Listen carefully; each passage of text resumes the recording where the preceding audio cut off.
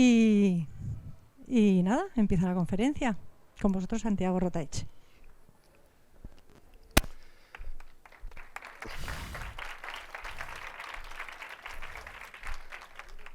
Hola, buenas tardes.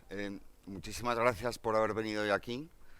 Espero que tengáis ganas de estar aquí. Yo tengo muchísimas ganas de dar esta conferencia porque con que solo salvemos a uno de vuestros hijos de la enfermedad de adicción, esta conferencia habrá sido un éxito. Hoy voy a hablar de algunas cosas. Voy a hablar de la adicción, probablemente a lo mejor de una visión distinta de lo que tenéis vosotros en la cabeza. Voy a hablar de lo que podemos hacer o lo que podíamos haber hecho o hacer antes de que nuestros hijos empiecen a beber. Voy a hablar de lo que podemos hacer cuando nuestros hijos ya han empezado a beber.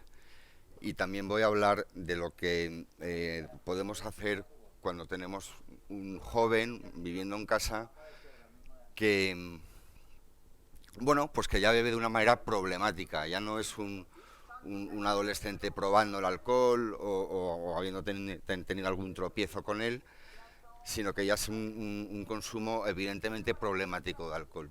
Todos estos casos son diferentes y vamos a hablar de ellos. Yo, como os he dicho antes, soy terapeuta y soy drogadicto.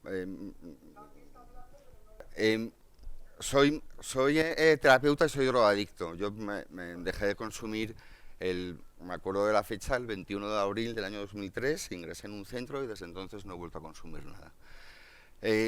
Lo que a mí más me pregunta la gente, lo que la gente tiene más curiosidad es cuánto... Me dicen, oye Santi, ¿cómo sé si soy alcohólico o cómo sabemos si alguien es alcohólico? Y eso es lo que más le interesa a la gente de mi mundo, cómo saber, ¿no? Cómo marcar la diferencia.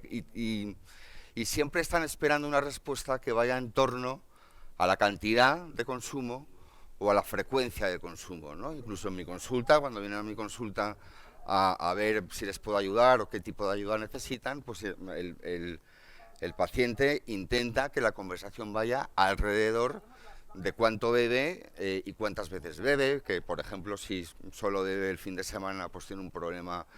Hay mucho interés en saber exactamente cuándo una persona es alcohólica y además girando alrededor de la cantidad y la frecuencia que se bebe. Pues a mí es como si viviésemos en un mundo que por aquí están todos los que beben de una manera ordenada y por aquí están todos los que bebemos o bebíamos de una manera desordenada o enferma, como si hubiese una línea en el medio que a un número determinado de copa o a un número de vez que se bebe, pues se cruza.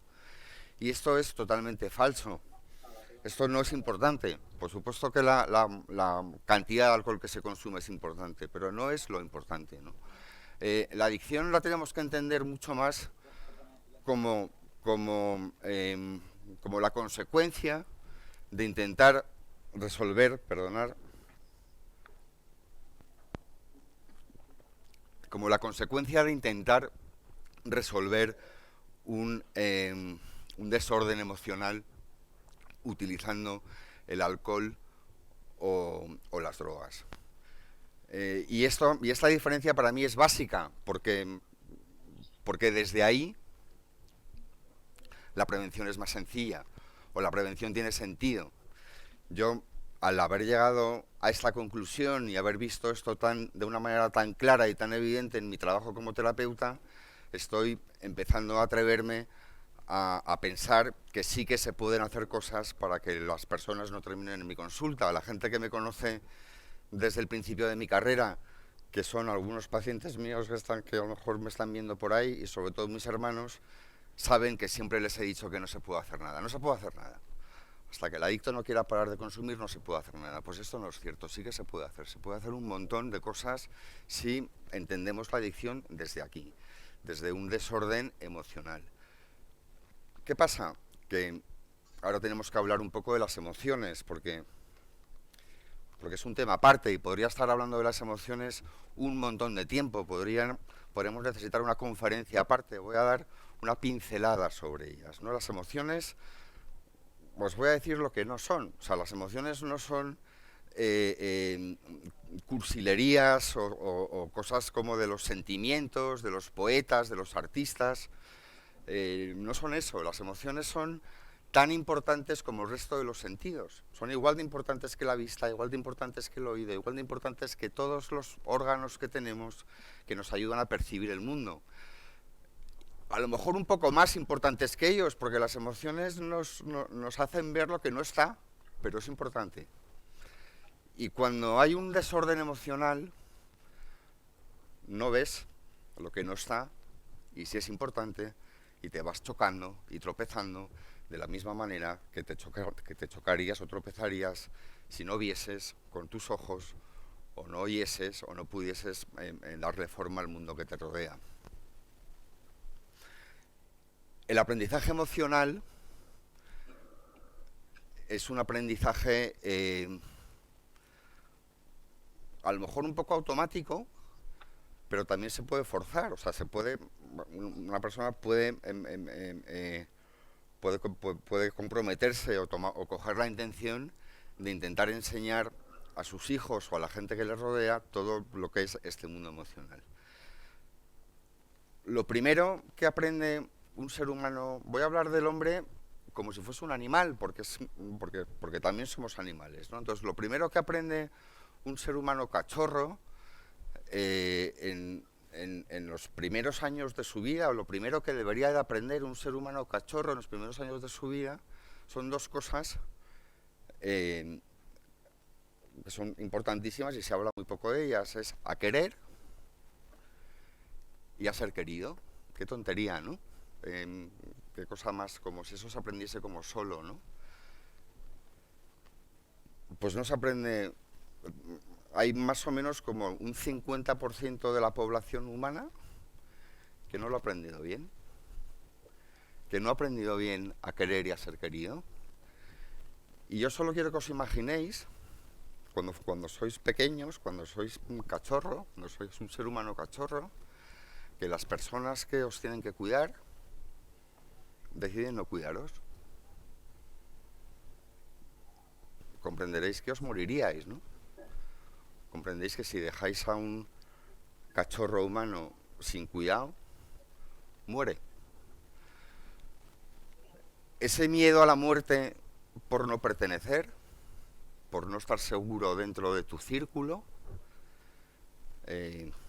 cuando se aprende a edades tempranas, cuando se aprende antes de que se aprende a hablar, antes de que se aprende a escribir, antes de que se aprende un montón de cosas, se queda grabado en el cerebro emocional, y se vive el resto de la vida con una especie como de miedo a que te echen del grupo y a que te mueras.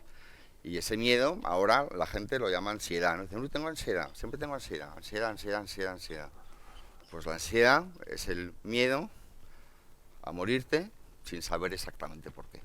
No puedes decir exactamente, tengo miedo a esto concreto, ¿no? Un miedo raro, porque he crecido con el temor de que me dejen de cuidar. Bueno, por ahora os he contado que la adicción no va de beber o no beber, que la adicción tiene que ver con un desarrollo emocional, y os he contado que la emoción principal es pues, este aprendizaje de querer o no querer. Vosotros tener en cuenta que, por ejemplo, Buda habla de 2000 emociones. Él describe 2000 estados emocionales, 1893 como para ser más precisos, ¿no?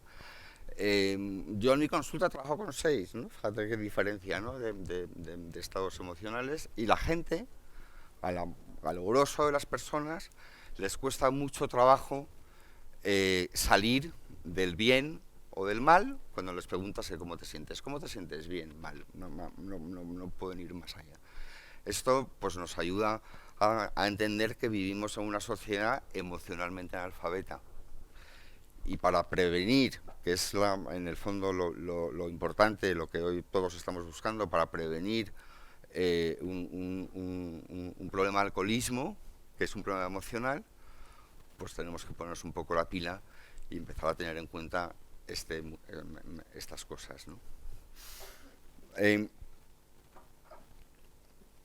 hay más o menos como 4 momentos en la vida en los que una persona puede aprender esto. Yo os estoy hablando todo el tiempo de los primeros años de crecimiento, y a lo mejor aquí hay muchísima gente que dice, uy, pues ya está, mi hijo ya ha crecido, mi hijo ya ha crecido, ya me voy porque no puedo hacer nada por solucionarlo. Pues no, porque hay más momentos para arreglarlo. La adolescencia, que es el momento en el que se empieza a consumir, es igual de importante, y es una oportunidad maravillosa para volver a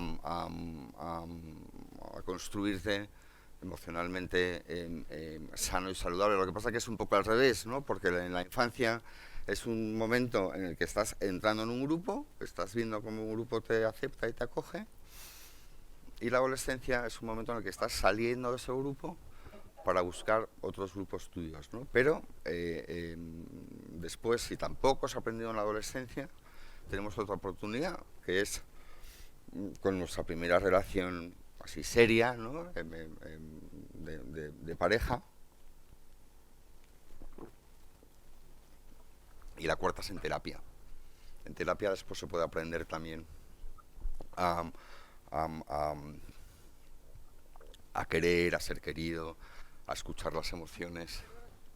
Pues os voy a contar un poco mi caso, tampoco en mucha profundidad, porque ahora no es muy interesante que os cuente anécdotas de cuando yo era drogadicto y todo eso, no importa mucho, pero yo nací en una familia súper normal, con unos padres súper normales, con un montón de hermanos, todos nos queremos muchísimo y no hay ninguna cosa que sea digna de una película de drama, absolutamente ninguna, pero oye, yo no sé por qué, yo tenía una sensación durante toda mi infancia de no hacer las cosas bien, como si yo no supiese ser un miembro de esa familia.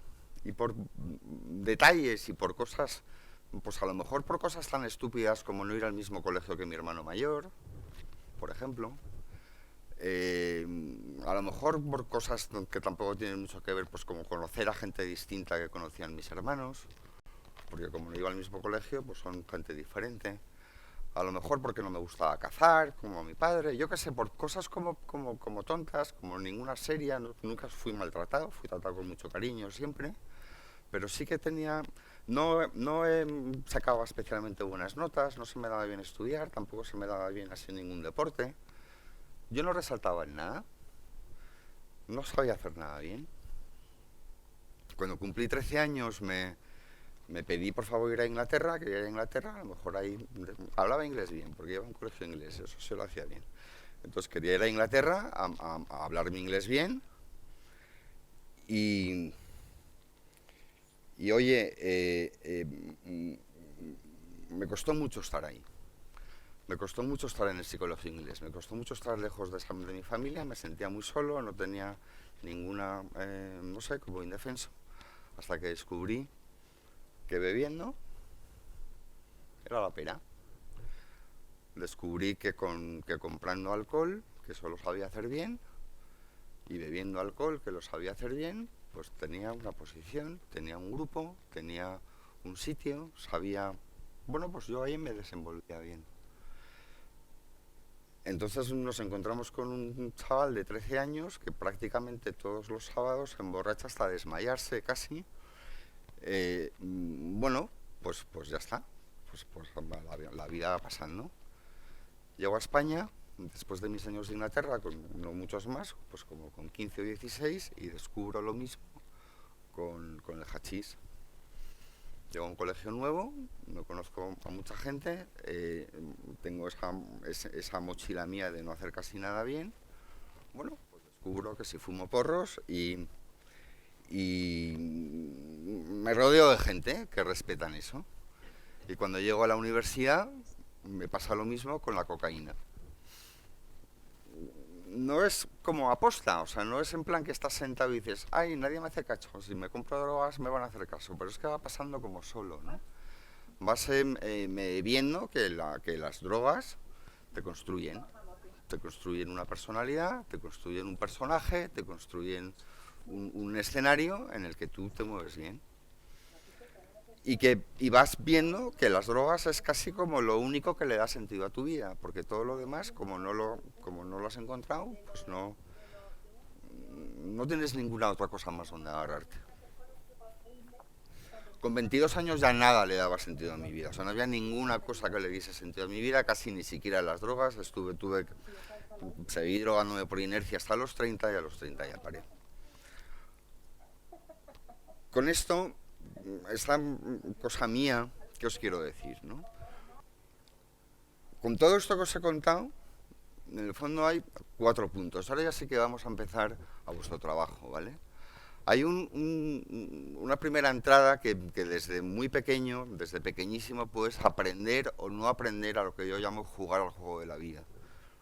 Jugar al juego de la vida, para los que lo sabéis hacer, es tremendamente sencillo, pero hay a mucha gente que le cuesta mucho trabajo simplemente estar en la vida de una manera más o menos normal y sintiéndose parte de cosas y teniendo proyectos por delante, etc. Y esas reglas se aprenden en los primeros años de tu vida, o en la adolescencia, o en la primera pareja, etc. Si no sabes jugar al juego de la vida, vas a hacer trampas con drogas. Porque funcionan. Porque durante un tiempo funcionan. Acordaros, yo os lo he contado. Yo a los 13 años vi a Dios bebiendo. Ya está. Ya aprendí a jugar al juego de la vida.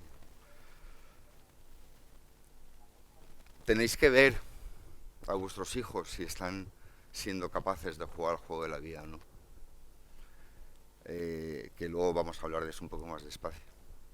Y si veis o sospecháis que no lo están haciendo bien, que no se saben las normas, que no las normas de educación y tal, sino de esta especie como de sensación de estar jugando a la partida bien, sois vosotros los que lo tenéis que enseñar. Porque vosotros como padres sois sus líderes, aunque me digáis, pues mi hijo adolescente no me quiere ni mirar a la cara y no me hace ni caso ni nada, fenomenal, vamos a hablar de eso después. Pero seguís siendo los líderes de la manada primaria, que es la familia, que es muy importante. Yo le pregunté a mis pacientes, a la gente que está conmigo en terapia, estaba pensando en esta conferencia. Esta conferencia no es fácil, pero no es que no sea fácil porque no sea fácil hablar delante de gente, es que no es fácil decir exactamente lo que una persona tiene que hacer para que esto no pase, pero vamos a conseguirlo poco a poco. Al final veremos cómo lo conseguimos un poco. Yo le pregunté a mis pacientes, a todos ellos, les dije, ¿me podéis decir vosotros, pensar si vuestros padres podrían haber hecho algo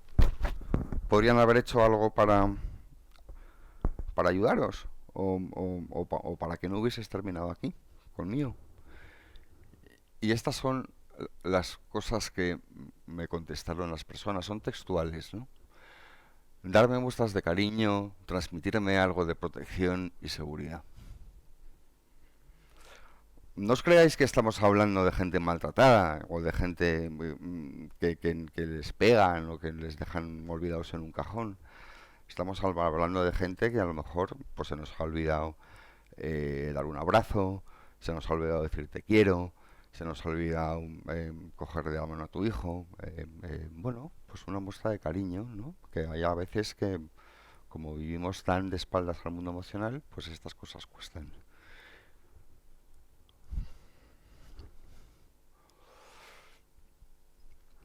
Intentar racionalizar ciertas situaciones conmigo. Casi todo el mundo piensa que el cerebro es un órgano, ¿verdad? Es como, ¡pum!, la bola al cerebro. El cerebro no es un órgano, son 3. A lo mejor aquí hay algún médico que me lleva a la contraria, pero bueno, se puede como resumir en 3, ¿no? Hay un cerebro que se ocupa de todas esas cosas que el cuerpo hace solo, pues de que el corazón lata, de la digestión, etcétera, etcétera, etcétera. Hay una parte del cerebro que se ocupa de todo ese mundo emocional y hay otra parte del cerebro que se ocupa de pensar. Y qué curioso, porque estos 3 cerebros no se unen en un solo órgano hasta alrededor de los 21 años, ¿no? Que coincide con la mayoría de edad americana, ¿no? Pero bueno, hasta que tú tienes 21 años no están absolutamente unidos. ¿Esto qué quiere decir? Esto quiere decir cosas que vemos todos los días en los niños pequeños, pero no nos damos cuenta. O sea, tú ves que un niño pequeño pues tiene que llevar pañales, no es capaz de manejar esa parte de su cuerpo con su voluntad, está totalmente separado y es independiente. Ves que los niños pequeños tienen estados de rabieta o lloran sin ningún pudor o se ríen sin ningún pudor, cambian muy rápido de un humor a otro. No hay ninguna conexión entre el cerebro pensante y el cerebro sintiente. Y esa conexión la tenéis que hacer vosotros. Es vuestro trabajo. Es vuestro trabajo explicarle a tu hijo lo que le pasa. Pero es que es así de literal. Es decirle, tienes rabia. Y tienes derecho a tener rabia. Y es coherente con tu momento de ahora que tengas rabia. Y te quiero igual con rabia que sin rabia. Tienes que explicarle a un hijo tuyo, tienes miedo. Y es coherente que tengas miedo, no pasa nada que tengas miedo, tiene sentido que tengas miedo. Yo te voy a proteger y te voy a cuidar. O estás triste y tiene sentido que estés triste. Esta tontería, esta cosa tan sencilla, lo único que hace es que un niño vaya creciendo, entendiendo las cosas que le pasan. Y sin embargo, sin querer, decimos todo lo contrario. No llores. No llores. ¿Cuántas veces hemos dicho eso, no? No te enfades. Sonríe. Todo el tiempo invalidando un mundo emocional que es importantísimo validarlo. A lo mejor os sentís raros diciéndole estás triste a un adolescente que nos saca una cabeza y que está lleno de pelo y que ves como... No, porque ya son muy grandes los adolescentes, pero sigue siendo un niño. Es perfectamente normal que biológicamente le queden 7 años aún de formación cerebral, donde hay un espacio enorme entre su mundo emocional y su mundo pensante.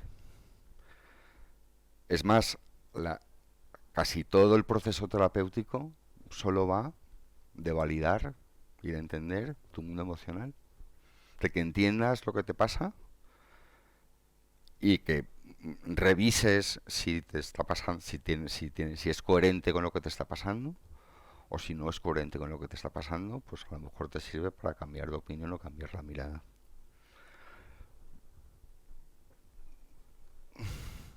Eso me lo han dicho ellos, ¿no? Os lo prometo que esto yo no me lo he inventado, ni se lo he sacado yo. Se han dado cuenta que no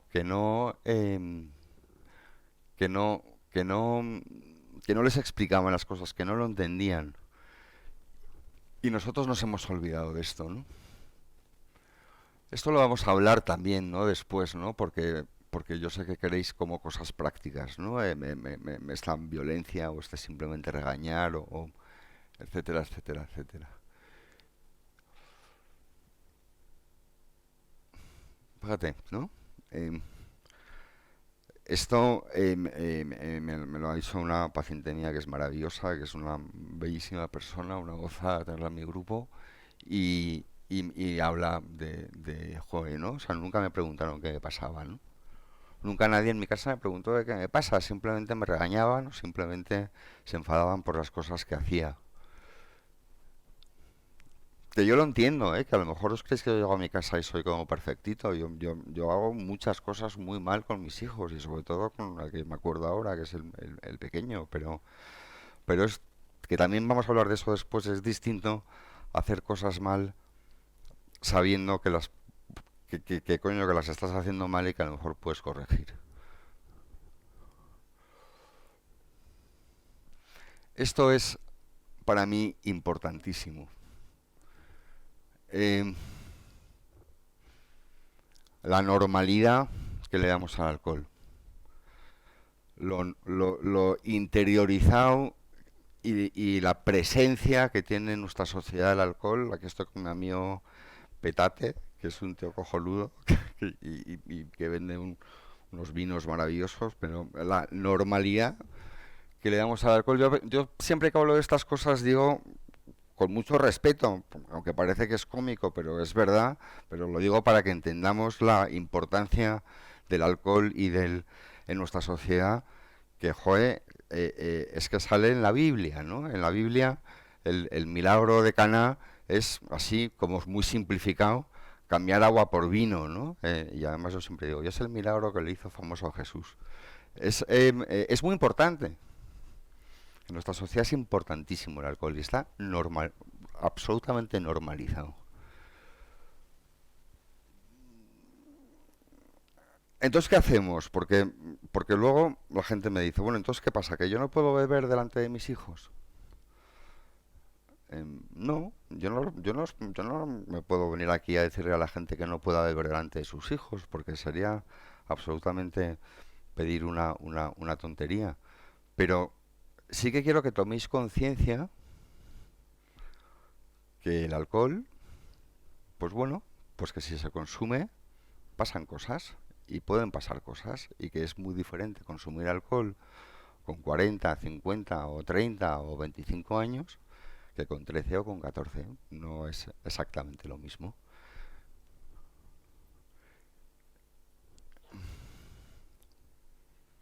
El ser humano aprende lo que hace y aprende lo que ve.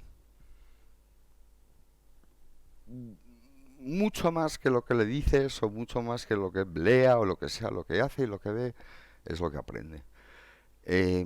Mirar cómo es, qué presencia, qué importancia tiene el alcohol en vuestra vida cotidiana. Y aceptar que estáis viviendo con personas que parecen más mayores de lo que son, que están mirando todo el tiempo a ver qué vosotros hacéis, aunque solo sea para chinchar, y que van a aprender de todas esas cosas. Parece que aún no os he contado nada exacto de qué hacer, pero voy a empezar ahora. En mi sector, en mi profesión, es absolutamente normal, es muy común que tu terapeuta sea una persona que haya pasado por un problema de adicción.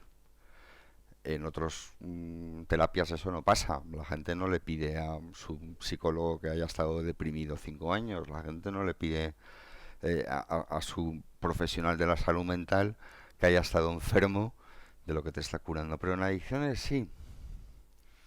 ¿Por qué? ¿Por, ¿Porque hemos pasado por ahí y conocemos la enfermedad? No, no es por eso. Si una persona puede estudiar y aprender a hacer un cohete, pues una persona puede aprender acerca de la enfermedad de adicción y además si tiene empatía, pues lo hará fenomenal. Yo al final me he dado cuenta que es por una razón poderosísima y es que no se siente, un adicto no se siente juzgado delante de otro adicto. Un adicto que sabe que yo he estado en el barro, sabe que yo no le estoy juzgando, mirándole como de arriba abajo, y cambia toda la relación. Cambia radicalmente toda la relación. Yo desde ahí puedo enfadarme con él, puedo decirle cosas que no quiere oír, tengo permiso para que pasen cosas que yo creo que me lo he ganado porque saben que no les juzgo. Y saben que no les juzgo porque yo he estado donde están ellos. Y hay una cosa que a lo mejor no nos hemos dado cuenta, pero yo creo que prácticamente el 100% de vosotros habéis sido adolescentes. Yo creo que no hay ningún padre que haya llegado aquí sin haber pasado por 13, 14, 15, 16, 17 años, ¿verdad? Nadie, ninguno. Todos hemos estado ahí. Todos. Todos hemos pasado, o la mayoría de nosotros hemos pasado una adolescencia compleja, porque es una época compleja de la vida. No hace falta ser un súper drogadicto o un niño problematiquísimo para entender que la adolescencia es una época muy difícil. Es una época en la que se está muy perdido. Pues no. Nosotros hablamos a los niños como si nunca hubiésemos pasado por ahí, desde súper arriba a súper abajo. Y os pido que os bajéis. y os da miedo. El otro día estaba hablando en un cole con unas madres del cole y una señora muy seria y así con una pinta muy buena me dijo, joder, es que yo cuando era joven bebía y fumaba y mis hijos no lo saben. No saben que yo he bebido y he fumado. Se creen que yo he nacido perfecta. Y como he nacido perfecta, pues entonces puedo hablarle desde la perfección. Y eso no funciona. Cuando estás en una posición de vulnerabilidad, respetas mucho más al vulnerable que ha superado su vulnerabilidad que al perfectito que nunca ha pasado por ahí. El perfectito que nunca ha pasado por ahí es que no te interesa porque te humilla más, ¿no? Te hace sentirte peor. Y para mí esto es prácticamente casi lo más importante que quiero deciros hoy. Tenéis que saber cómo están vuestros hijos. Vamos, tenéis que saber. El otro día le corregí a mi hermana Carla, le decía, no puedes decir que tienes que no sé qué. Le dije, es mejor si sabes, es mucho mejor si sabéis cómo están vuestros hijos. Si sabéis cómo están de verdad. A mí hay dos preguntas que me encantan, que parecen así como muy tontas, pero no son tan tontas. La primera es si te gusta tu vida. ¿Pum? No sé, habéis pensado, ¿os gusta vuestra vida? ¿Te gusta tu vida? Pues a lo mejor hay gente que le gusta más y a lo mejor hay gente que le gusta menos. Y esto es importantísimo. Te tiene que gustar tu vida. Eh, Tienes que poder tener una conversación con alguien de tu confianza acerca de si te gusta tu vida o no, para intentar tener una vida que te guste. Es que eso es básico. Y hay muchísimas personas que no les gusta su vida y no se atreven a decírselo a nadie, porque estas cosas de la salud mental son como si fuesen un fallo, un error, una torpeza tuya, ¿no? A la gente le da vergüenza ir a un terapeuta. A la gente le da vergüenza decir me encuentro mal. O le da una sensación de que es una especie como de perdedor. Pues yo creo que tenemos que saber como padres si a nuestros hijos les gusta su vida. Porque a lo mejor no les gusta. Y os prometo que el alcohol colorea muy bien la vida. La colorea fenomenal. Y el alcohol es muy habilidoso en conseguir que una persona que no le guste su vida, le guste. Y además inmediatamente, como de un día para otro. Eh, Mi mujer Paloma, que está ahí, que sí que le gusta su vida, sobre todo desde que la comparte conmigo, me dijo un día hablando, yo la primera vez que fui a una discoteca dejé mis pitufitos guardados y salí a la discoteca, estuve en la discoteca y luego volví otra vez al fin de semana siguiente a volver a jugar con mis pitufitos. Y esto pasa. O sea, un niño pequeño que juega con juguetes un sábado, 7 días más tarde, está en la barra de un bar con la posibilidad de pedirse una bebida alcohólica y de repente jugar, pues hay otra vuelta, ¿no? Me gusta jugar a mí.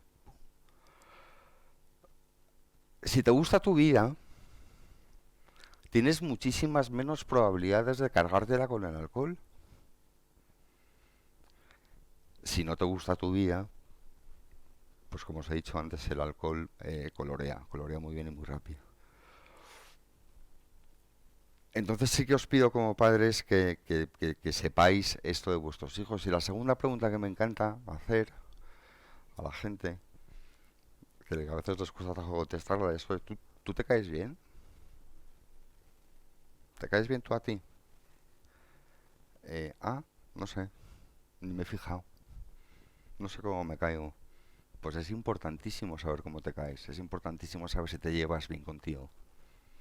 Si eres una persona que te gustas, porque eso es lo que la gente dice. Autoestima y tal. Autoestima es una palabra rarísima y complejísima y también parece como si fuese una oposición que tienes que hacer y si la haces bien llegas a tener una buena autoestima y es mucho más sencilla. Si te caes bien, tienes una autoestima que funciona fenomenal y si no te caes bien, pues ahí tienes un problema severo. Y con todas estas cosas que os estoy contando, quiero que aún estéis más tranquilos aún, porque las estadísticas importan. Las estadísticas están para, bueno, pues para que nos den paz o nos den guerra. 7 de cada 10 personas que prueban el alcohol beben bien. Y van a beber bien el resto de su vida. ¿Qué quiere decir beber bien? Beber bien quiere decir que esas personas solo deberían dejar de beber si quieren adelgazar o si quieren, yo qué sé, pues tener mejor cutis o lo que sea, pues como se dejan de tomar tartas, me da igual, ¿no? El alcohol no tiene ninguna influencia mala en su vida. 2 beben mal. ¿Qué quiere decir que beben mal? 2 beben muchas veces para regular un poco su mundo emocional.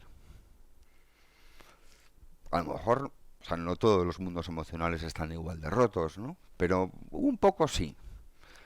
Pero bueno, tienen otras herramientas y tienen otras fortalezas que les puede permitir seguir el resto de su vida bebiendo mal. Y dejar de beber para esas personas sería pues como un acto de superación, pues como si alguien que decide irse a un gimnasio a ponerse cachas, o no hace falta estar cachas, está bien, pero no es como necesario, pero bueno, lo pueden hacer y van a vivir mejor, es una decisión de salud. Y solo uno bebe muy mal. ¿Y qué quiere decir beber muy mal? Pues lo que llamáis alcohólico, ¿no? Pues un alcohólico es una persona que bebe muy mal. Que su relación con el alcohol rompe su relación con todas las demás cosas. ¿Qué quiere decir? Todo esto que os estoy contando, que solo os tenéis que ocupar de que vuestros hijos estén en el grupo de los 7. No pretendáis que estén en el grupo de los que no deben nada, porque ese grupo es minúsculo. O sea, es más fácil que consigáis que le beque Harvard a que sea una persona que vive en el mundo de no deber nada. Yo solo conozco a uno. Tengo 50 años, conozco a un mogollón de gente y solo conozco a una persona que podría beber si quisiese y no bebe. No vamos a intentar que esté ahí. Vamos a intentar que esté en el grupo de los 7.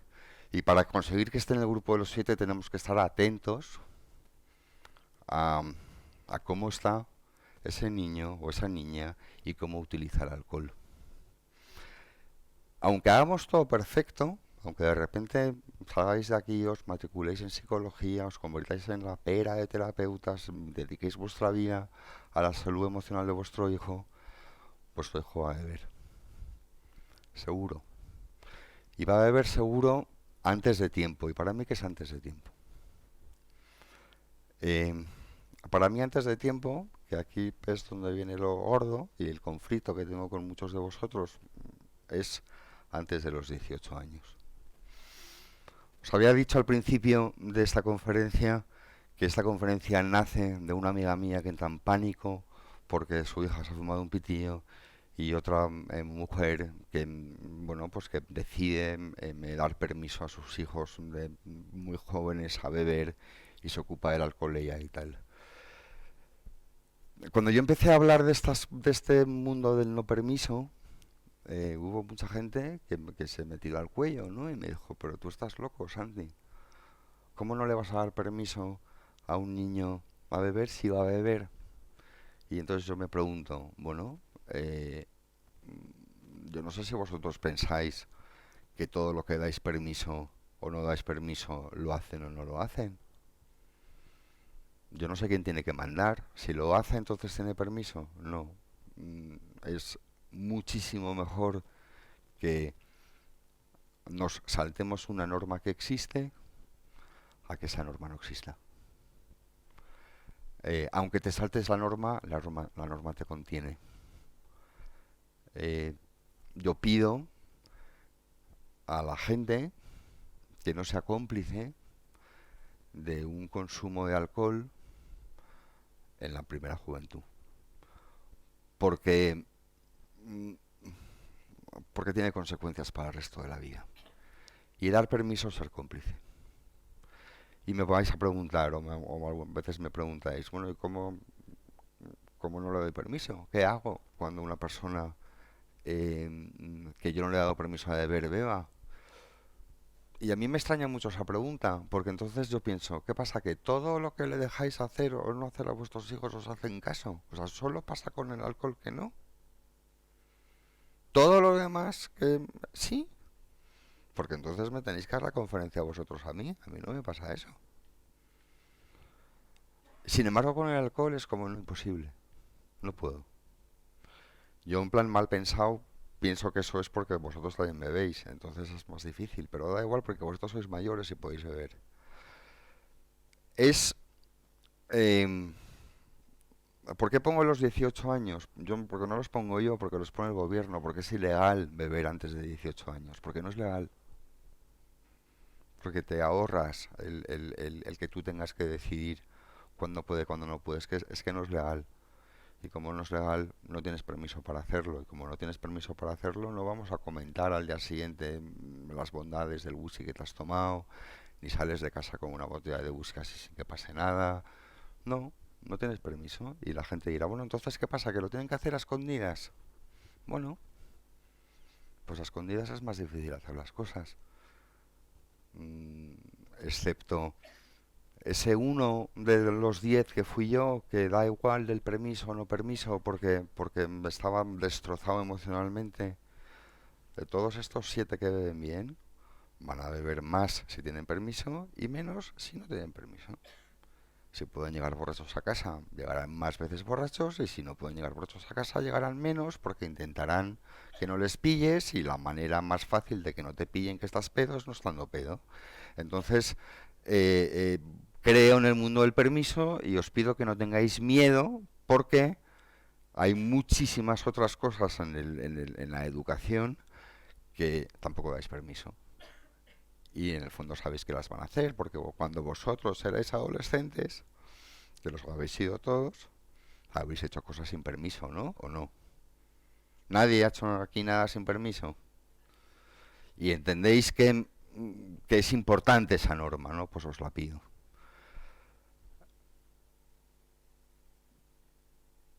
Cuando, a pesar de que hagas todas estas cosas y no des permiso ni nada, te vas a encontrar a lo mejor con un hijo tuyo que sus amigos le dejan absolutamente desmayado en la puerta de tu casa. Y hay una especie como de pánico. Eso no es importante, o no es muy importante, si pasa una vez. Lo único que le ha pasado a ese niño que lo han dejado en coma etílico en tu casa es pues que no sabe beber y ya está. Nadie tiene una intención de estar ahí. Y os digo que no es importante, yo no sé si aquí hay algún niño, no lo digo para que viva la experiencia del desmayo alcohólico, lo digo que no es importante para que vosotros no os asustéis. Ahora, tiene que tener consecuencias. Inmediatamente, como dijo esta chica que escribió, que dijo, bueno, es que me la cargaban, no, primero a un borracho no se le habla. No tiene mucho sentido hablar con un borracho, ni mayor, ni pequeño, ni del medio. Entonces al borracho se le mete en su habitación y ya está. Al día siguiente, cuando ya no está tan borracho, sí se habla con él.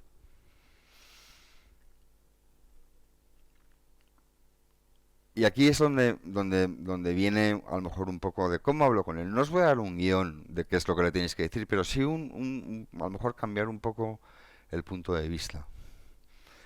Eh, ¿Qué le ha pasado? ¿Por qué ha llegado ahí? Investigar eso con curiosidad apoyadora. Ya sé que esta palabra no existe, ¿no? Pero la entendéis, ¿no? No sé cómo se dice, cómo se puede decir eso en español, ¿no? Con curiosidad apoyadora, investigar qué le ha pasado a un hijo tuyo que llega con coma etílico a casa. Eh, Perdonar. Y luego quiero compartir con vosotros una cosa que nosotros hacemos en terapia. Nosotros hacemos en terapia mucho tener a lo mejor unas conversaciones imaginarias con las cosas que te hubiesen gustado, que te hubiesen dicho cuando lo estabas pasando mal en la adolescencia. donde salen pues esto de escuchar, de investigar, de estar un poco contigo.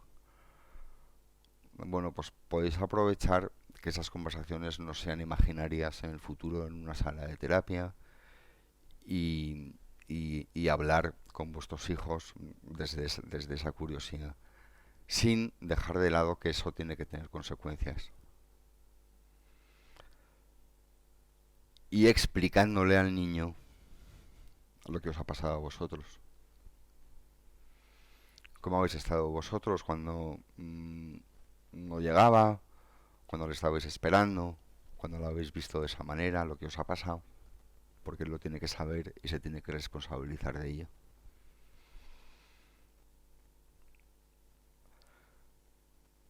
¿Esto qué importancia tiene? Pues depende de la frecuencia con la que esto pase. ¿Qué sería un problema? Que pasase casi siempre. ¿Por qué puede pasar casi siempre? Si casi todo el ocio de un niño gira alrededor del alcohol, pues se va a beber. Y ya está. Si el niño no es capaz de construir un ocio fuera del alcohol, le tienes que ayudar. Porque no os olvidéis que aunque os mande a la mierda y ponga un cartel de fuera padres de mi cuarto, seguís siendo los líderes de su manada. Y tenéis que estar pendientes de esta cosa. En el fondo no se puede hacer muchísimo más. Y a lo mejor os vais y pensáis que qué mierda de conferencia, pero es que no se puede hacer muchísimo más que comprender quién bebe, cómo está quien bebe y guiarle a que sea una persona que sí que le gusta su vida, que sí que se cae bien, que sí que entiende lo que le está pasando y que vosotros se lo podéis explicar porque ya habéis estado ahí y porque a vosotros también os ha pasado. Aún así, pasa, y pasa, no sé si cada vez más o cada vez yo me entero de más, probablemente será lo segundo, pasa que te encuentras con gente muy joven que ya no se ha cogido un pedito el fin de semana, sino que te encuentras con gente muy joven que abusa fuerte de alcohol y de drogas, que tiene una vida ya disfuncional, que no funciona bien en el colegio, que no funciona bien en la familia, que no funciona bien en los amigos. Y además, esto es algo que pasa como poco a poco, no sé que a lo mejor desde cuándo, pero poco a poco y de repente te encuentras con este hijo que no se sabe muy bien qué hacer. Y yo sí os voy a decir lo que no hay que hacer. Lo que yo no creo que haya que hacer. Primero, lo que no hay que hacer es llevar a ese niño, cogerle y llevarle a un terapeuta de adicciones. Porque, yo qué sé, es un adolescente. Tendrá su mundo emocional absolutamente desajustado y estará consumiendo drogas para manejarlo. Pero a mí me parece demasiado pronto para meter en el circuito las adicciones y además os he contado la historia de este paciente mío que lleva 21 años en el circuito por entrar demasiado pronto. Y aquí viene la como súper mala noticia. Es que tenéis que ir toda la familia a terapia. Y todos me decís, sí, anda, ¿cómo coño voy a ir yo a terapia? Si yo soy la bomba, o sea, si a mí no me pasa nada, si yo no tengo ningún problema. Bueno, voy a hablar un poco en exagerado, ¿no? Pero os voy a hablar de cosas que salen en los libros, ¿no? Que en los libros que estudiamos los terapeutas. Una familia. Una familia con unos padres que tendrán sus problemas, pero no tienen unos problemas de película de estrenos TV, ¿no? Tienen unos problemas normales de padres, están ahí. Un hermano mayor perfecto, también a punto de entrar becado en Harvard. Un hijo pequeño bastante mono, que molesta bastante poco, que va probando sus asignaturas, que saluda a la tía cuando viene a casa y se mete en su cuarto. ningún problema, y una burrada de niño en el medio que es hiper burrada. Y la gente dice, bueno, pero ¿cómo? Bueno, ¿por qué tiene que ir mi hijo que va para Harvard, este niño mío que es una monada, que no hace nada? ¿Por qué coño tiene que ir a terapia para acompañarle? Pues le llevamos para acompañarle. Y se sienta toda la familia como para acompañar al burrada. Pues no, el perfectito es su manera de protegerse del miedo a que la abandonen a través de la perfección y terminará en terapia más tarde, a los 40, 45 años. El que no hace ruido es su manera de protegerse de que no le echen de ahí y no se nota que está, pues no me van a echar. No molesto, tampoco gasto tanto cuidado, pues no me van a echar de la casa. Terminará en terapia a los 45 años. Y los padres, pues bueno, pues oye, acordaros que estamos hablando de las emociones, acordaros que hemos empezado esta conferencia diciendo que no es nuestra culpa, vivimos en una sociedad que es emocionalmente analfabeta. Lo siento, o sea, es lo que nos ha tocado. Sabemos un montón de muchas cosas, pero de este mundo, no. Toda la familia terapia, entera. Y además toda la familia terapia con voluntad de hacer terapia, no de acompañar al burrada. Y así voy a terminar. Y voy a terminar un poco pidiéndoos perdón, porque no os he dicho exactamente qué tenéis que hacer para que vuestro hijo no sea alcohólico. Lo siento. Y a los que tenéis problemas de verdad os mandaba a toda la familia a terapia, entera. Con esto os dejo. Y, y os dejo con un poco de tiempo. No sé si me he alargado muchísimo. No, tenemos tiempo para que me preguntéis lo que queráis. Gracias.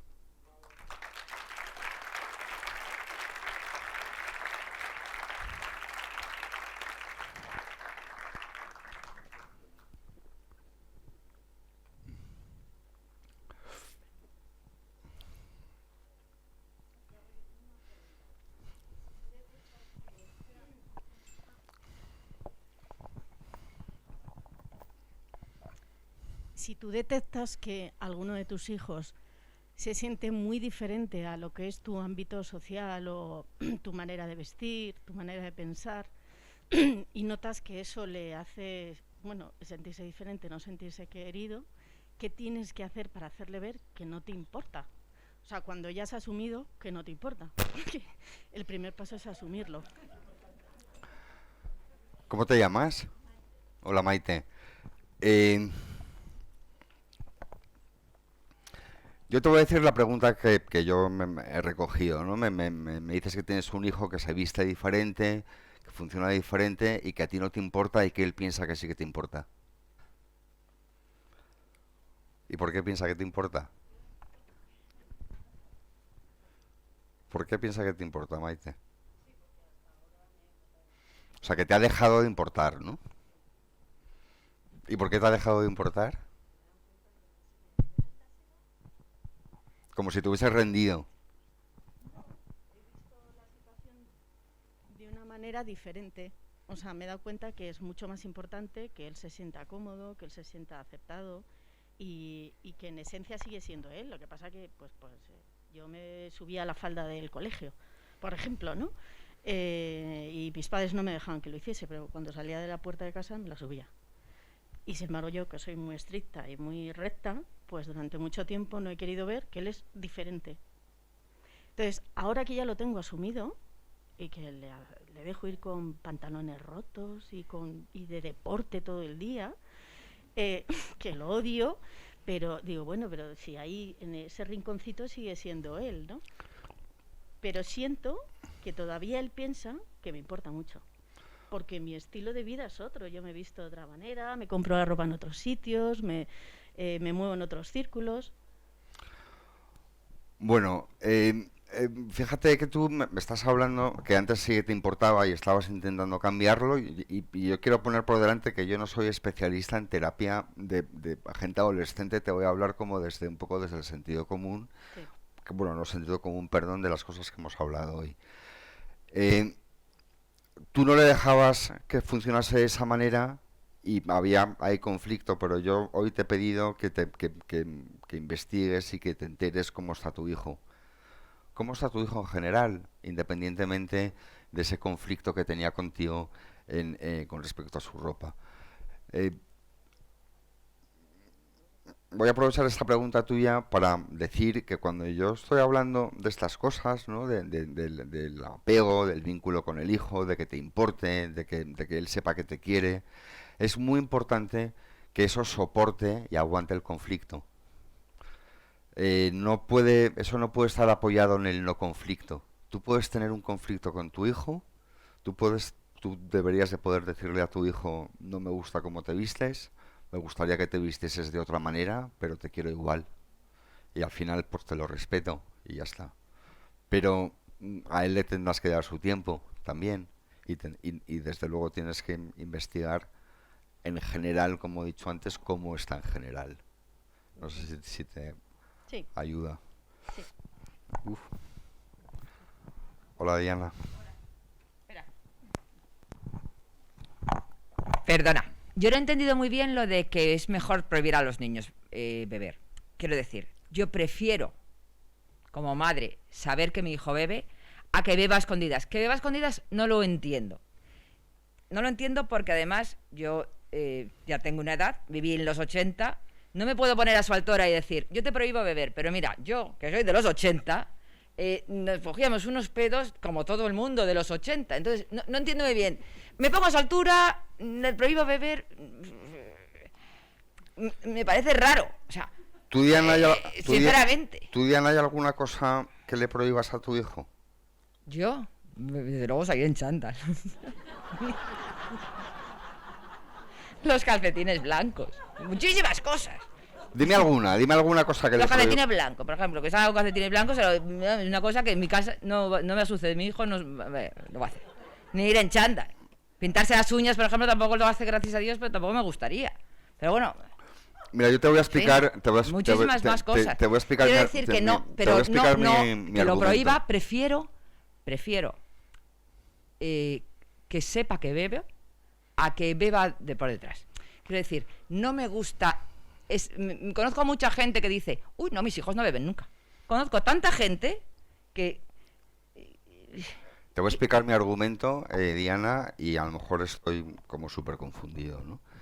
Pero el alcohol es una cosa curiosísima, si te das cuenta, ¿no? O sea, en las casas tenemos que tener bajo llave una caja de aspirinas y con carteles prohibido, te meten en la cárcel como tengas una aspirina al alcance de un niño, pero en la casa puede haber un mueble con botellas de tequila y con botellas de ron y con botellas de alcoholes durísimos. El alcohol es como raro. En las botellas de alcohol, en todas, pone un label, un textito que pone bebe con responsabilidad. Fenomenal. No es posible beber con responsabilidad. Cuando empiezas a beber, cada vez tienes menos capacidad de tener responsabilidad, porque la parte del cerebro que se ocupa de que te des cuenta de lo que va a pasar cuando haces cosas se va durmiendo. O sea que no es posible, es imposible beber con responsabilidad. Y te lo piden. Te lo piden las casas de alcohol. Supongo que ya sabrán también que te están pidiendo un imposible, ¿no? Es como si en un coche pone un cartel de apárcalo a cuestas cogiéndolo tú. Es que no es posible. Y a los niños le pedimos bebe con responsabilidad. Yo te doy a ti la responsabilidad, una responsabilidad que tú no sabes manejar. Esa es mi tesis.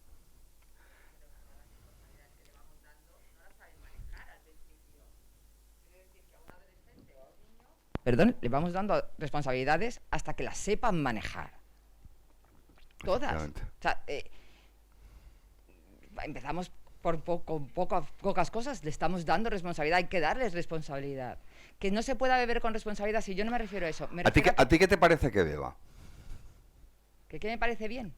A ti, o sea, ¿cuál es tu opinión personal de que tu hijo con 15 años beba alcohol cuando sale con sus amigos? Si tú pudieses elegir una carta de los Reyes Magos, me dirías, me parece muy bien que beba, porque beber, si se bebe con cuidado, es divertido, o yo le pediría a los Reyes Magos que no bebiese.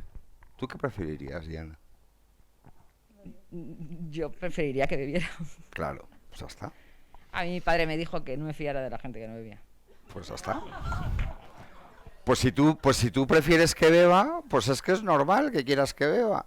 Claro, es que no, ¿cómo? O sea, sería la bomba si me llegase aquí y te hiciese cambiar de opinión una cosa que tú prefieres Que que no beban. sea. Yo no les digo que beban, pero si beben, prefiero que me lo digan.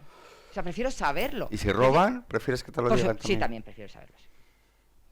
Y Prefiero saberlo. y les dices, bueno, pues tú cuando vayas robando me lo vas diciendo. Pero no les prohíbo robar. O sea, en mi Me lo, casa no digo... me lo vas contando y Nunca les he dicho, fenomenal. oye, y está vamos- prohibido robar. Es una cosa que se entiende como, o sea, está prohibido beber. Saben que no tienen que beber, pero yo sé que van a beber. Y me parece, y creo que, y además siempre les digo, si pasa algo, por Mira, favor, Diana, llamarme a mí. Si Diana, pasa algo con sus amigos. yo te voy a hablar de datos, ¿no? De datos que son importantes. En los últimos 10 años ha bajado 3 años la edad de beber habitualmente. En el 2010 estaba en los 16, casi 17 años la edad de beber habitualmente. En el 2021 está en los 13. Bueno, pues eso es una cosa que está pasando. Los niños están empezando a beber habitualmente 3 años antes hoy que hace 10 años. Y la permisividad tiene una influencia en eso. La tiene. Son cosas que no son opiniones mías, ¿no? El que algo esté permitido o no esté permitido tiene una influencia directa en su utilización. Es difícil ponerte en esa posición, es difícil. No es fácil, o sea, no es llegar a casa y decir prohibido beber. Que tú prefieres que tu hijo te lo diga, yo también prefiero que me lo diga. Y cuando te he preguntado en broma si prefiero si prefiero que mi hijo me diga que roba, también prefiero que me lo diga, porque lo quiero saber, pero es que saberlo no es permitirlo. Si mi hijo me dice que roba, no le digo, fenomenal, qué bien, pues me vas contando los siguientes hurtos que haces. No, pues le agradezco la confianza que tiene en mí, pero le explico que no. ¿Cuántos años tiene? Ah, ¿no? ¿Cuántos? Vale.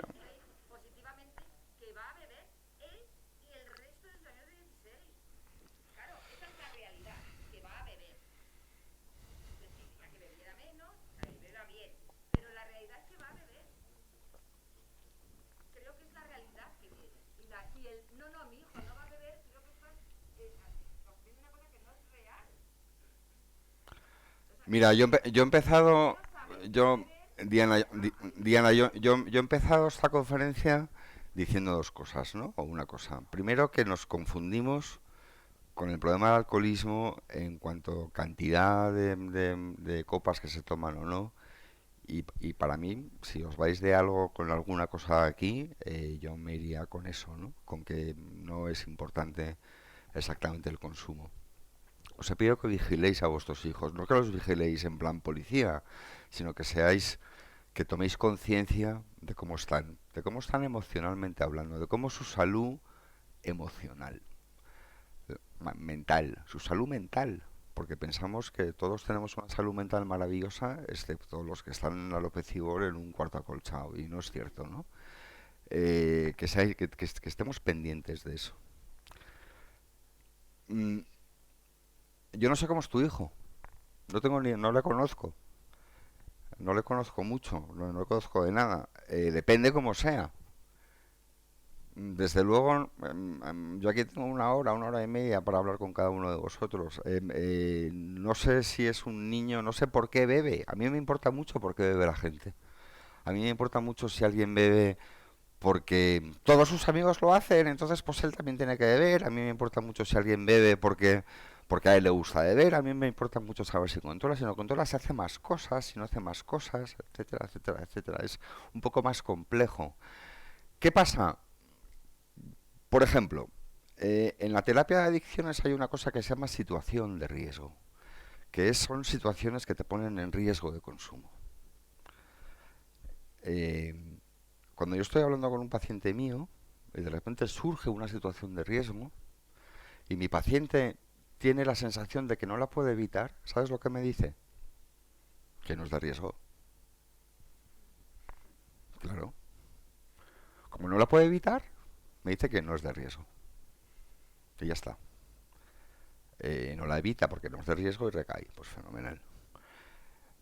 Afortunadamente están empezando a entender conmigo que pueden que tienen derecho a decir, coño Santi, sé que esto es un riesgo, pero es que yo no sé cómo salir de aquí, ayúdame a manejarlo. Y yo lo que entiendo, que me lo invento también, porque a lo mejor es mentira, pero yo lo que entiendo es que no sabemos no darle permiso al niño, que no lo sabemos hacer, que nos encantaría poder decirle no bebas y que no va a beber, y que como no lo sabemos hacer, pues entonces dejamos de hacerlo. Y, joder, debo de no saber explicar esto muy bien, porque es una propuesta súper impopular, ¿eh? O sea, no te creas que eres la única que se me tira encima. Pero yo quiero que os deis cuenta solo de una cosa. La no norma es peor que la norma saltada.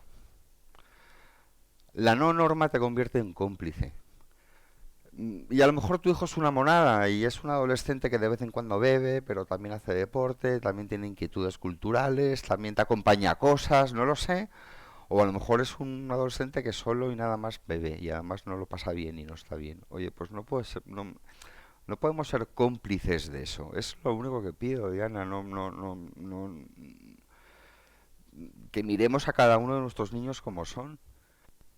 Pero que tengamos cuidado con los permisos que damos, porque los permisos que damos, esa frase de damos una mano y nos cogen un brazo, pues que tú le des permiso a un hijo tuyo para beber, bueno, pues está más cerca de tener permisos para hacer otras cosas que a lo mejor pues no le convienen. No lo sé, perdona.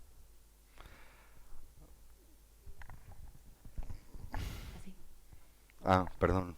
Bueno, Fernando. Hola, Santiago. Bueno, Hola. enhorabuena por la conferencia. Gracias. Yo quería preguntarte, a mí lo que me da miedo es la presión de grupo. Sé que nos has dicho que no nos vas a decir qué podemos hacer, pero si tienes algún consejo práctico, para nosotros transmitírselo a nuestros hijos, herramientas, ¿cómo pueden ellos evitar beber porque mis amigos beben? ¿Cómo te llamas? Jimena. Hola, Jimena. Hola. Gracias. Gracias por la enhorabuena y gracias por la pregunta. La presión de grupo en los jóvenes es la primera causa de consumo, pero en los jóvenes y en los mayores. No solo en ellos. Por ejemplo, ahora estamos entrando en las Navidades. Estamos empezando en las Navidades y en las Navidades hay para la población adulta hay una presión de grupo para beber que no hay en el resto del año. ¿Cómo se evita la presión de grupo? La presión de grupo se evita primero porque tu hijo reconoce y te acepta que él bebe porque el grupo le presiona o tú lo sospechas. No, mis hijos tienen 13, 15 y 17. A la de 17 la tengo manejada más o menos, el de 13 creo que no y el de 15 intuyo que la presión de grupo le empieza a hacer efecto. No soy consciente no tengo confirmación práctica que beban, pero intuyo que le puede hacer efecto la presión de grupo. En mi casa está prohibido beber y ellos saben la norma. Pero bueno. Yo desgraciadamente el único consejo que puedo dar o el único consejo que yo voy a intentar seguir con mis hijos es que no el 100% del ocio gire alrededor del alcohol. Eso es importantísimo. Un joven no puede apoyar todo su ocio en el alcohol o en sitios donde hay alcohol, aunque tenga su Coca-Cola o lo que sea. Que vaya construyendo otros grupos. Y luego no panicar. Porque acordaros que a lo largo de mi conferencia os he pedido, y a Diana también te lo pido, que tu hijo esté en el grupo de los 7. En el de los 7 que beben bien. cuanto más tarde se empieza a beber, mejor. Vamos a intentar retrasar lo máximo posible la edad de empezar a consumir. Y vamos a intentar entender al que consume, sobre todo. Me da la impresión que es una presión de grupo que sospechas que va a pasar, ¿no? No ha pasado aún. Estás con ansiedad anticipatoria.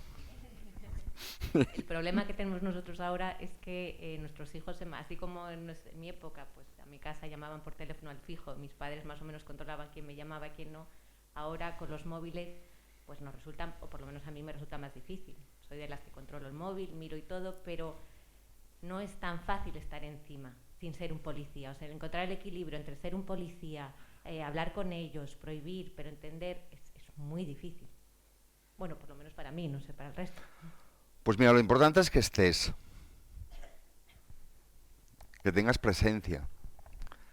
Y en esa búsqueda de presencia es donde yo sugiero que haya momentos de cercanía. Que cuando hay sospecha de que se bebe más de lo que una persona debería de beber, o como cuando nuestro hijo pensemos que está entrando en situaciones de riesgo, ese es el momento para acercarte a tu hijo. Y no es de un día para otro.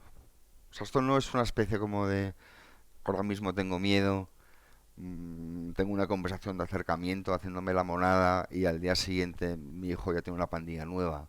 Es, bueno, es entrar en un proceso de estar ahí, de estar viendo. No hay... hay dos cosas que para mí es importante que sepáis. Yo no tengo absolutamente ningún paciente que me haya dicho que de mayor quería ser alcohólico y que está orgulloso porque ha conseguido entrar a un grupo de terapia y está ya como fulfilled. Ninguno. Todos son sin querer. Y no tengo... Yo con un amigo mío hacemos una broma de una persona que se convierte en alcohólica en 2 horas, ¿no? Y grabamos así como un sketch como en broma, ¿no? Nadie se convierte en alcohólico en 2 horas. El proceso es lento. No tengas miedo. Simplemente acompañar. Estar acompañando con vuestras normas, aunque se las salten. Pero acompañar. Lo siento. Gracias. Hola, Santi. Hola, Rosa. Bueno, mi pregunta va a ser un poquito más rara. Yo soy una adicta en recuperación. Santi es mi maestro porque llevo camino de 7 años con él. Entonces, ¿qué os voy a decir? Que tengo plena fiabilidad en todo lo que me dice. Bueno, yo tengo una niña de 17 años y un niño de 14. La niña de 17 años ha vivido absolutamente todo mi alcoholismo porque se ha dado cuenta, tenía 11. El niño no. Bueno, no creo, o queremos creer que se dan cuenta de todo. Ambos dos saben a día de hoy, una porque lo vivió y el otro, aunque no lo vivió, hace 2 años se lo conté. Creo que la niña la tengo más o menos encauzada porque por la experiencia que ella ha vivido, yo creo que ha tenido más que suficiente. Sé que consume bastante moderadamente. En mi casa se lo tengo prohibido, por supuesto. Pero porque creo que la prohibición al final es no darle... También sé que fuma, pero no le dejo fumar delante. ¿Por qué? Pues porque se evitará, ¿no? Entonces, y el niño, lo que me ocurre es que, tiene 14 años, no quiere salir porque, pues por ejemplo, en el pueblo solo pues los niños de su edad no tienen mucho más que hacer y fuman y beben. Y él no quiere salir. Entonces, mi problema es que me agobia porque al final, ahora con las tecnologías de las plays, no sé qué, yo creo que se quedan encerrados en casa y tampoco creo que sea lo conveniente. Pero por otro lado, claro, yo le digo, pero es que tienes que salir. Y que ya, pero es que no quiero porque fuman y beben. Bueno, ya, pero tú puedes salir sin hacer esas cosas. Sí, pero cualquiera les aguanta en ese estado.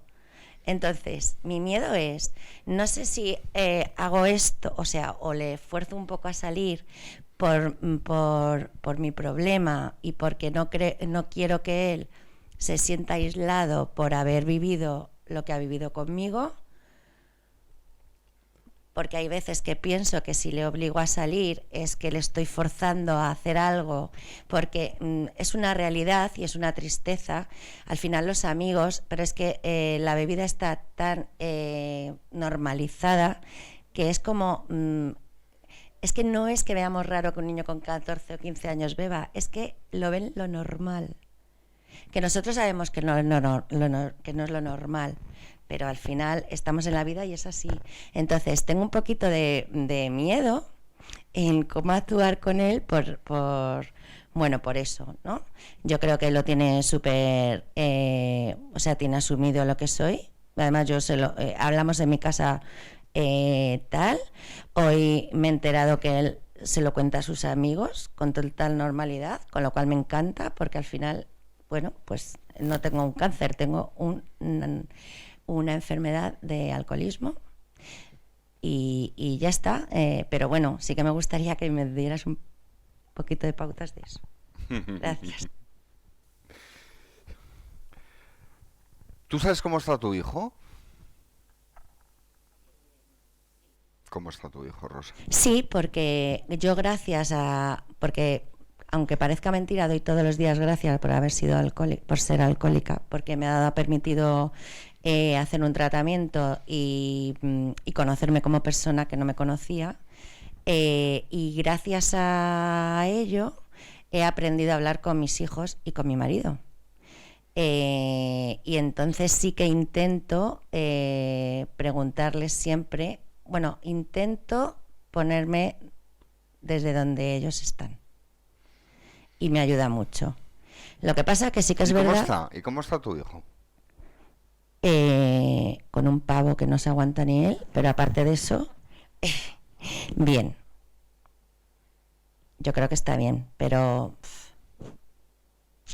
es que es un adolescente y al final las hormonas, pues...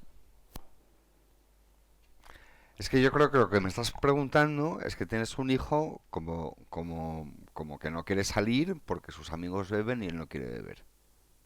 Y eso te preocupa.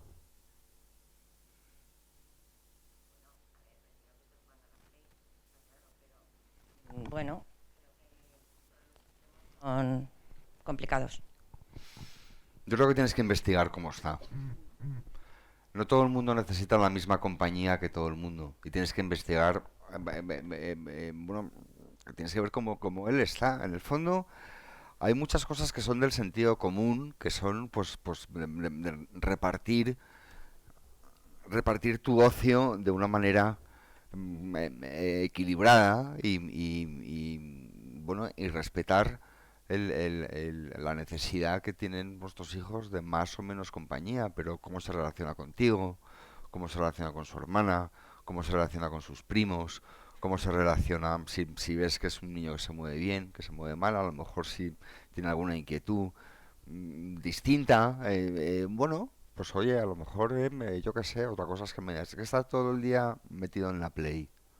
Yo no soy especialista en ese tipo de cosas de lo de la Play, ¿no? De cuándo es un problema y cuándo no es un problema, no lo sé exactamente, ¿no? Estoy seguro que hay gente que utiliza los videojuegos de una manera que es obvio que es un problema y hay otras personas que es obvio que no lo es y como siempre la mayoría está en el medio. Pero Rosa, es que no hay pautas.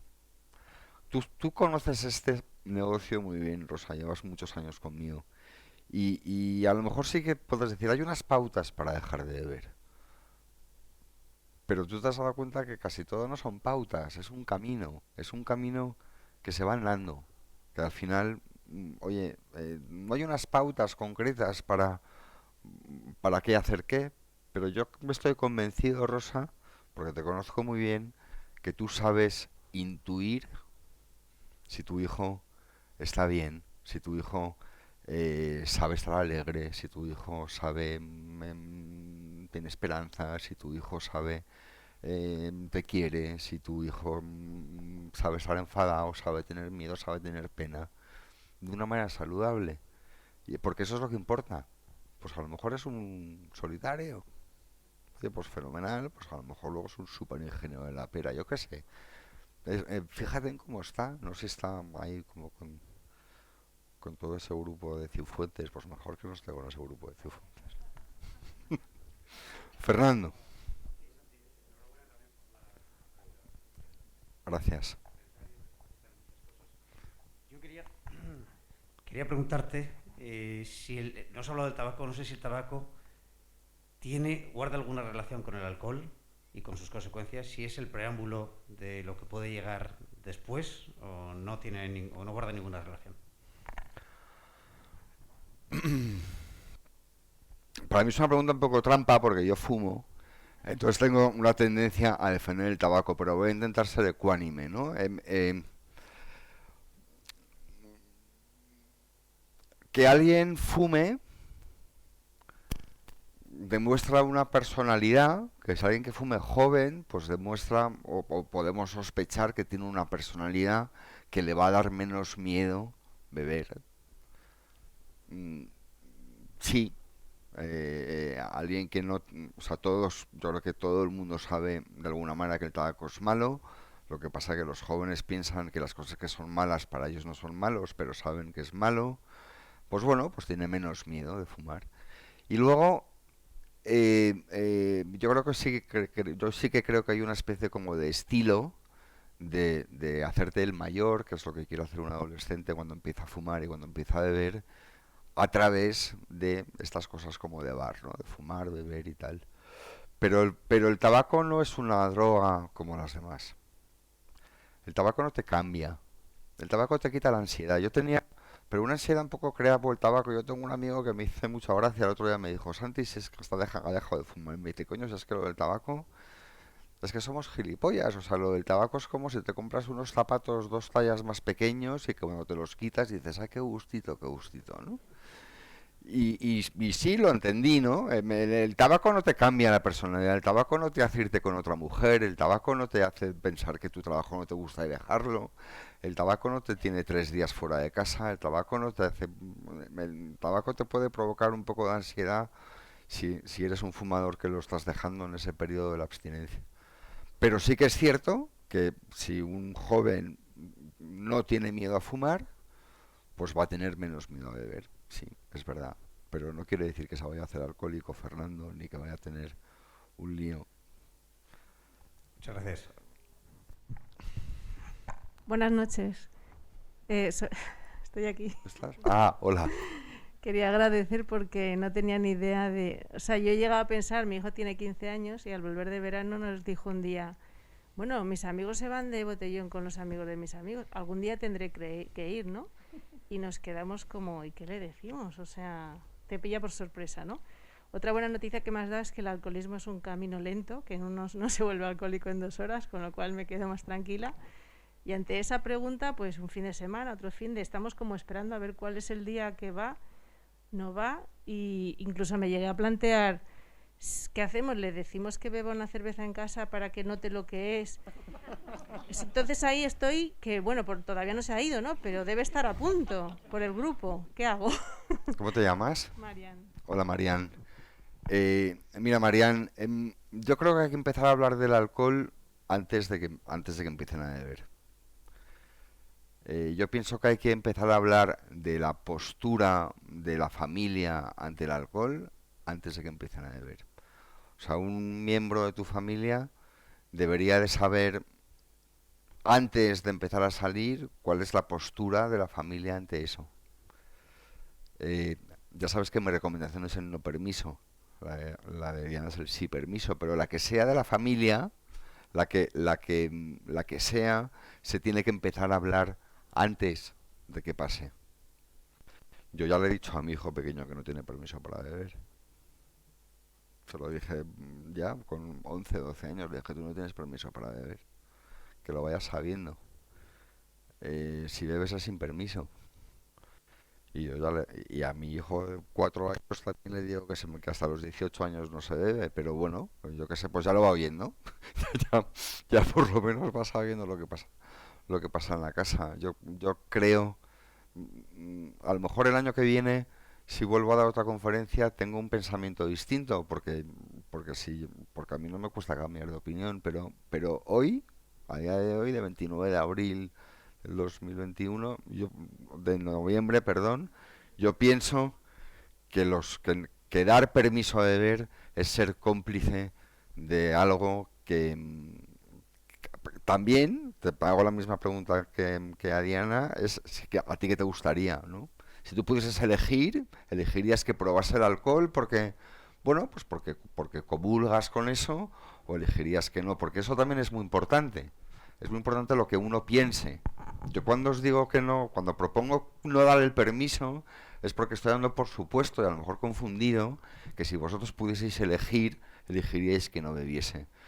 Si vosotros pensáis que es mejor ir probando, ir tomando ese tipo de experiencias para ir aprendiendo de ellas, pues entonces eso es lo que tenéis que decir, porque Claro. yo no me voy a meter en las reglas de cada casa.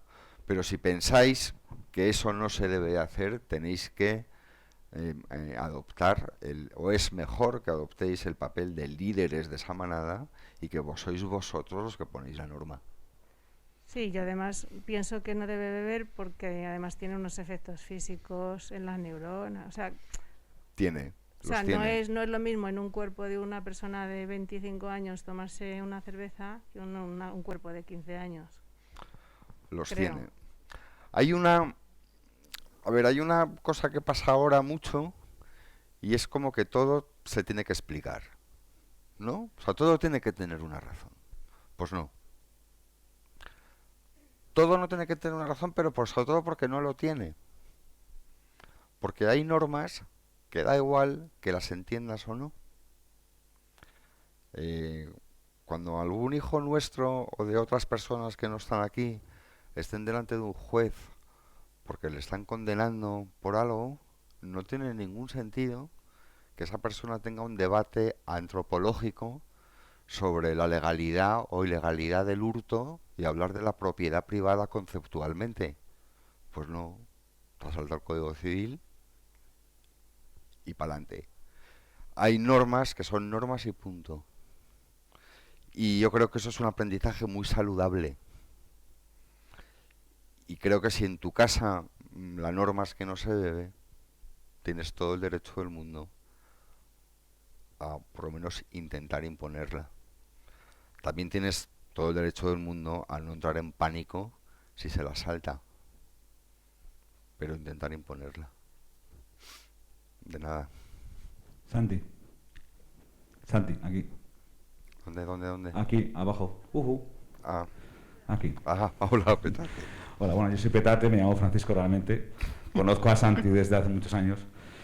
Y a mí me gustaría un poco entrar en profundidad sobre, bueno, yo, efectivamente, como ha dicho Santi antes, me dedico a la gastronomía, a los vinos de hace mucho tiempo. Me considero de esos 7 que han bebido más o menos bien, aunque he bebido con Santi, lo que nos conocemos desde el colegio, y hemos hecho alguna que otra cosa más. Pero quitando eso, aparte de beber, que duda cabe, claro, yo tengo una bodega con unas cuantas botellas dentro, estamos hablando de cientos, las colecciono, no es que las beba todas, y porque, bueno, de alguna manera es mi sector. Entonces, para mí, y pongo un ejemplo ilustrativo, y es, Santi sabe que yo nunca he sido así como muy buen estudiante, y yo le he mentido a mis hijas, es ahora cuando se están enterando con 14 que yo no fui buen estudiante. Pero hasta hace 3 días les decía que yo era todo matrículas, cuando tú bien sabes, Santi, era totalmente lo contrario, era más bien suspensos y alguna cosa más. Claro, yo ahora, imagínate, vengo a esta charla, que me ha encantado, por cierto, enhorabuena igualmente, y claro, yo tengo una bodega en casa, yo veo habitualmente, y bueno, imagínate que empezamos a adoptar parte de los consejos que nos has dado, ¿no? A mí me gustaría un poco ver esa explicativa que le podemos dar a nuestras hijas de, mira, no bebas, pero yo abajo tengo una bodega con 200 botellas y un poco, pues, me van a decir, no, va, pues ponte un poco las pilas, ¿no? O me decías el otro día que, o durante 14 años, que eras un buen estudiante cuando no lo eras. Probablemente la culpa sea mía, no digo yo que no, que digo acabe, pero un poco enfocando, la pregunta va más ahora dirigida al tema del alcoholismo, que para eso estamos aquí, y evidentemente mis hijas que cumplen en este mes 15 años, y me gustaría un poco tu opinión. Bueno, pues mi opinión, Petate, o Francisco, perdón, es que tú no tienes 14 años, tienes más años, y entonces tú puedes tener una bodega de vino, porque el vino es de curso legal por ahora en España, y yo no soy de la Liga Antialcohol Americana de principios del siglo XX. O sea, yo no quiero que se abole el alcohol y que se ilegalice y que se queme en la hoguera todo el mundo que bebe. Pero esa diferencia que te he dicho al principio es enorme. Ella tiene 14 años, no puede beber. Tú tienes 28 años, sí puedes beber. Es así de claro. Por los 28, unos cuantos más, pero... Porque tú has demostrado que puedes beber con moderación, aunque hayas tenido unos jóvenes años locos y ya está, que se han quedado ahí atrás, ¿no? Y eso es muy importante. O sea, es que yo no soy tú, es que yo tengo más años que tú. Así que cuando tú seas como yo, sí vas a poder beber. Así que cuando tú seas mayor de edad, sí vas a poder beber. Pero ahora no. Tampoco se puede llevar tu coche, ¿a qué no? Y tampoco pueden hacer un montón de cosas que tú sí puedes hacer. Y por algún motivo con el alcohol nos da miedo.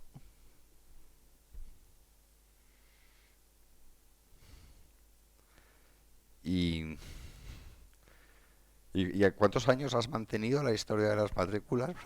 Pues hasta la semana pasada, van a cumplir 15 ahora, me ha costado, y además se han entrado por mis padres, por sus abuelos. Con todo el mundo, con Caniche, con todo el mundo de cómplice de tus matrículas. Sí, he de decir que sí, efectivamente. Bueno, pues como si las tuvieses, espérate, porque te va como un tiro y lo haces genial. No, bueno, es una realidad. Gracias.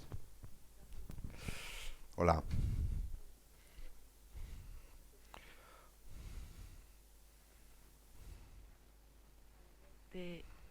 El otro día estuve contigo en el Holy Mary en otra conferencia que diste. ¿Te acuerdas?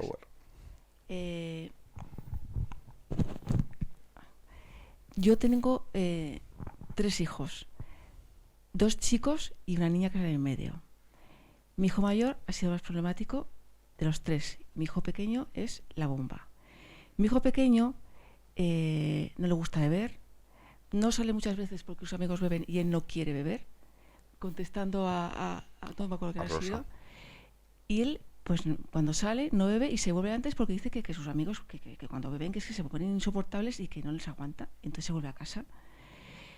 Le da mucha pena que sus amigos, que cuando están en el colegio están bien y que cuando beben que mamá, es que hacen cada tontería. Ese es mi hijo pequeño, que vale, que tiene muy claro todo y no es para nada raro ni nada, es un niño fantástico, súper divertido y que se lo pasa bomba. Luego también me dice, mamá, no te preocupes porque yo no voy a ser como mi hijo mayor, no voy a ser nunca como él. Mi hijo mayor sí que ha sido un niño, como dices tú todo el rato, de que no está a gusto consigo mismo, no le gusta nada como es, no le gusta nada, pero desde muy pequeño a mí me decía, mamá, yo es que soy tonto, tú me quieres porque soy tu hijo y tú eres mi madre, pero yo soy tonto. Con 15 años descubrimos, después de llevarle a 1000 sitios, que es un niño que tiene dislexia y déficit de atención. Entonces siempre en el colegio le trataron de pasota, es que pasase todo, es que trata todo igual. Entonces él siempre ha tenido a su alrededor esa información. Es un pasota, pasase todo, es un pasota, más mal estudiante, eres un niño que tal, es un niño que no vales, es un niño que no sé qué. Pepo, bueno, mi hijo mayor, perdón, pues encontró, como tú decías, veía que haciendo cosas un poco extraordinarias, como en mi casa no se bebe en casa nada, pero él bebía, luego empezó a hacer otras cosas, y claro, es un niño que tenía 21 años.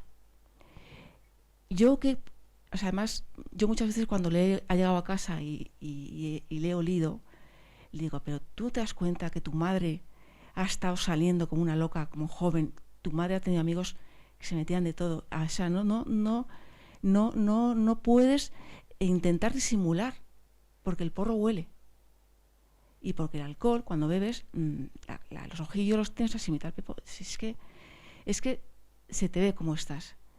Entonces él nos pide siempre perdón no lo voy a volver a hacer, pero claro, es un niño que tiene 21 años, que no está nada a gusto como es, no le gusta nada lo que está haciendo. ¿Y cómo puedo yo a ese hijo mío, al que adoro, no sé, pues intentar, ya es mayor, pero claro, ¿cómo puedo yo hacerle a entender que le adoro como es, que le quiero muchísimo, que pero que esa vida y esos amigos por los que ha tirado, que no son buenos, y que no por ahí no va a conseguir nada, porque no va a conseguir nada. Gracias, Santi. ¿Qué esperas de mi respuesta? Pues que me des una pauta para saber cómo tengo que hablar con él o que decirle, o yo qué sé.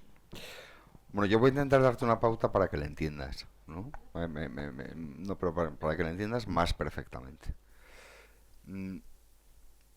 Al principio de la conferencia de hoy me he explicado que yo entiendo que la adicción es una consecuencia, que el beber mal es una consecuencia de un desorden emocional. Mientras ese desorden emocional persista, que tu hijo prometa o te diga o que no va a beber, te está expresando su voluntad, lo que a él le gustaría que pasase. En el fondo te está diciendo, a mí me encantaría poder ya no beber más. Pero no va a ser posible, porque las emociones se tienen que regular y o aprendemos a regularlas nosotros mismos o las va a regular el alcohol, que el alcohol las regula muy bien, que es el problema que es el problema que lo hace muy bien. Entonces, tu hijo tiene que ir a terapia, pero como os he dicho antes, todos tenéis que ir a terapia. Y sí, pero bueno, pues porque lo que le pasa a tu hijo se arregla en terapia, y lo que le pasa a tu hijo es consecuencia de lo que le ha pasado a lo largo de toda su vida. Y mandar a terapia a veces parece que es como mandar a septiembre, a repetir curso de familia, ¿no? Y no es así. No es ir a repetir curso de familia, es ir a ver qué ha pasado ahí. Sí, pero él... Eso es lo que yo os estaba diciendo al principio, es que él no tiene que ir a terapia. Es que tenéis que ir a terapia todos. O bueno, es mejor si vais a terapia todos. Es mejor si vais a terapia todos porque me está empezando a estar como muy demostrado que somos el resultado de la interacción de toda nuestra familia con nosotros. Y cuando hay un miembro de la familia que está en dolor, que vaya al solo y que luego vuelva a la misma familia y que esté en la misma familia, es muy probable que ninguna terapia le funcione porque vuelve al mismo sitio. Y esto se entiende como si os estuviésemos juzgando o como si os estuviésemos diciendo que vosotros habéis provocado eso, cuando vosotros no habéis provocado eso. Es que toda la familia es una unidad. Cuando una familia va a terapia, la familia entera es la unidad. Es decir, la familia entera es el paciente. Y es la única propuesta que te puedo hacer porque no hay ninguna pauta para que eso pase. Entonces, pero seguramente no.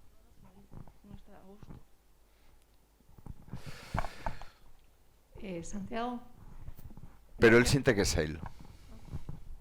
Él tiene la sensación de que él es el que no está bien, él es el que no lo está haciendo mal, él es el que no lo está haciendo bien, él es el problema y vosotros sois unas víctimas o unas consecuencias del problema. Cuando si primero conseguís entender en sinceridad vuestra de verdad que la familia entera podría ir a terapia, no como un gesto de acompañarle a la terapia, como si os pido que os pongáis un lazo en el pelo y os lo ponéis, ¿no? Sino si podéis tener esa humildad de entender que a lo mejor la familia podría recibir ayuda y conseguís transmitirle esa idea a vuestro hijo, pues a lo mejor acepta eso. No lo sé. Es lo único que te puedo proponer. Lo siento. Santiago, gracias por la charla, me ha encantado. Has hablado de normas, has hablado de consecuencias y yo quería ir un paso más allá desde esa última intervención. Si la terapia no ha funcionado o ya se ha intentado la terapia y ya no estamos hablando de un adolescente, sino de un chico que tiene 20 años, la pregunta es si incumple las normas y las está incumpliendo, si debo decirle que ya no puede seguir en casa. Ya es adulto, ya no es un adolescente, ¿no? Pero es el vértigo de decir, vale, ya hemos intentado todo, incluida la terapia, y sigues incumpliendo y sigues pidiendo perdón, pero esto se sigue repitiendo. Entonces, es verdad que da mucho vértigo dar ese paso, pero la pregunta es si ese paso es adecuado. ¿Cómo te llamas? Aurora. Hola, Aurora. Gracias por la pregunta. Mira, Aurora, si tú estás sacando a tu hijo fuera de casa como una estrategia para que él cambie, o como una estrategia para que él se meta en un programa y haga lo que tenga que hacer, tienes muchísimas probabilidades de que no funcione. Si tú le estás echando de casa o sacando de casa, a ver, lo que me estás diciendo es, para mí es muy importante, porque ha habido mucha literatura que dice, que habla de una cosa que se llama amor duro, y entonces dice que una familia como la tuya, cuando eche a ese niño de casa, ese niño va a entrar en recuperación y va a dejar las drogas y luego va a volver y va a ser todo maravilloso y va a ser magnífico. Cuando la realidad es que muchas veces no es así, por dos razones: porque las familias latinas, pues todos estos libros se escriben en Estados Unidos, que tienen la mano bastante más suelta para echar de casa, y las familias latinas suelen echar de casa temporalmente hablando, y luego los niños vuelven otra vez, y entonces ya se mete uno en esa dinámica de sale, entra, y ya todo eso se normaliza, y ya todo eso es un estilo de vida, y puede estar así hasta que toda la vida. Entonces, como estrategia para que él cambie, no funciona. Otra cosa diferente es que tu familia entienda que no puede seguir viviendo así. Y la estrategia no sea para que este niño deje de drogarse, sino que la estrategia es para que la familia sobreviva. Entonces es distinto, pero eso es muy importante saber desde dónde nace esa estrategia de que el niño se vaya. Y además me encantaría darte una respuesta así como en plan pauta, ¿no? Pero es que depende de muchísimas cosas, ¿no? Depende de a lo que tu hijo le parezca ser drogadicto, depende de mil millones de cosas. O sea, no lo sé. Lo único que sí que te puedo decir, por favor, es que revises si esa estrategia es para que él cambie o para que el resto de tu familia sobreviva. Vale.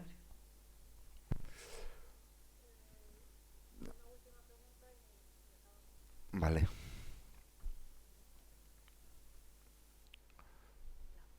Muchas gracias, ha sido súper útil y enhorabuena, me ha parecido una charla estupenda. Gracias. Yo quería preguntarte cómo aproximarse a los niños. Estoy completamente de acuerdo con prácticamente todo lo que has dicho.